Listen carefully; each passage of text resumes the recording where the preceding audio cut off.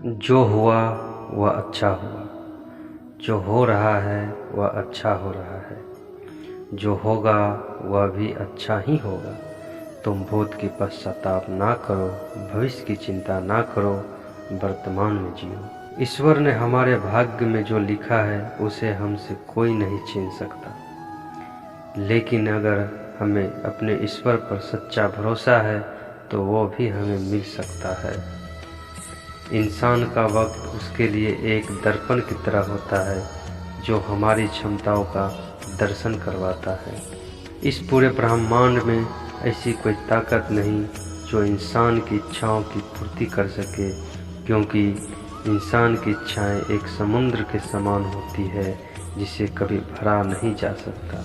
दुष्ट लोग अगर समझाने मात्र से ही समझ जाते तो यकीन मानो महाभारत कभी न होता। श्री कृष्ण कभी भी हमारा हाल नहीं पूछते, पर वो हमारी सब खबर रखते हैं। श्री कृष्ण अपने सच्चे भक्तों पे हर घड़ी नज़र रखते हैं।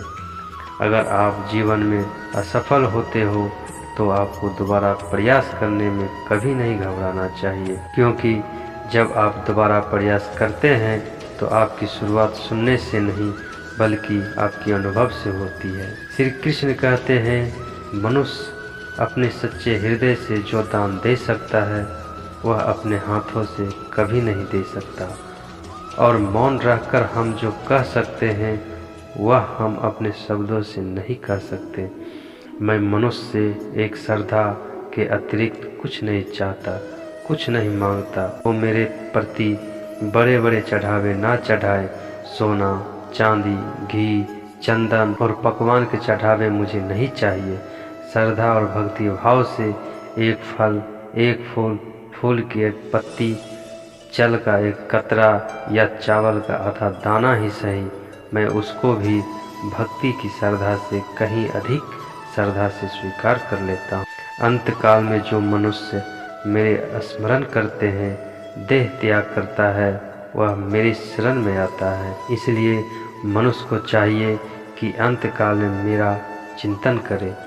जिस व्यक्ति के पास संतुष्टि नहीं है उसे कितना भी मिल जाए वह असंतुष्ट ही रहेगा। जिस व्यक्ति को आपकी कद्र नहीं, उसके साथ खड़े रहने से अच्छा है आप अकेले रहो। यदि आप किसी के साथ मित्रता नहीं कर सकते तो उसके साथ आपको शत्रुता भी नहीं करना चाहिए। जब आपके जीवन में चारों ओर हताश और निराशा हो, जब दुखों ने आपको हर जगह से घेर रखा हो, तब आप सच्चे मन से कृष्ण जी का नाम का दीपक जलाना और अपना सब हाल से श्री कृष्ण स्वयं आपके सब दुख हरने आएंगे।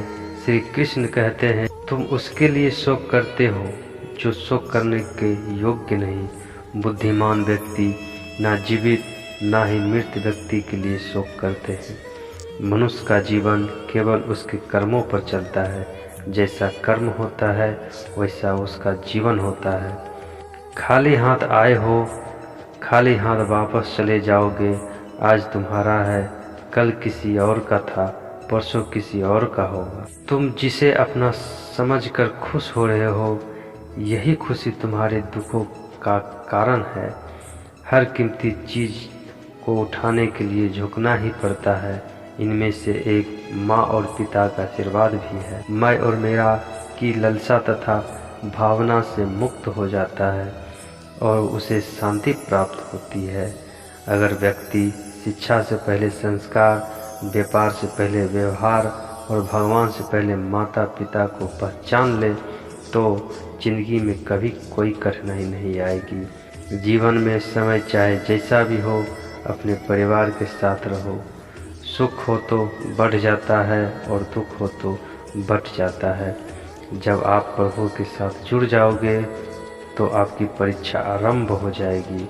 कुछ लोग इसे दुख समझते हैं तो कुछ लोग प्रभु की कृपा। जो दूसरों की तकलीफ़ों को समझता है, जिनमें दया है, दिल से अच्छे हैं, उन्हें दोबारा जन्म नहीं लेना पड़ता। यदि कोई व्यक्ति प्रेम से, भक्ति से पुष्प, फल, जल भी चढ़ा दे तो मैं उसे उसी भाव से स्वीकार कर लेता हूँ और वह मेरा प्रिय भक्त बन जाता है।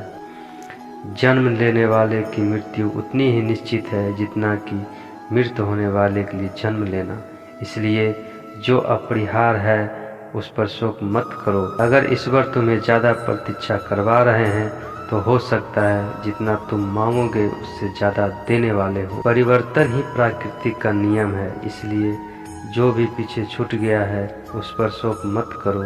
जो तुम्हारे पास है उसका आनंद उठाना सीखो। निंदा से कभी मत घबराना, अपने लक्ष्य को कभी मत छोड़ो, क्योंकि सफलता मिलते ही निंदा राय में बदल जाती है। बुरा वक्त कभी बताकर नहीं आता, लेकिन सिखाकर बहुत कुछ चला जाता है। प्राणी को सिर्फ कर्म करते रहना चाहिए, फल की चिंता नहीं करनी चाहिए।